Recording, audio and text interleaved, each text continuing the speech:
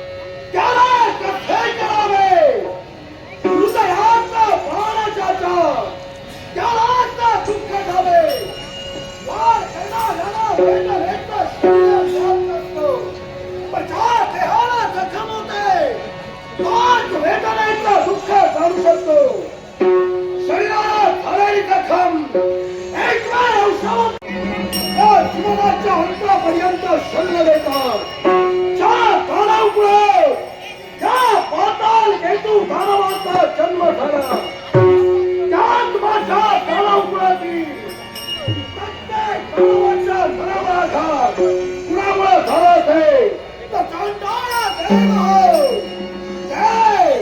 आणि आम्ही जाणव दाम्पत्य बंधुत्वाचं राहतो पण सत्ताचं आचरण देवतांनी केलं संपीला माझ्या पुतण्यानं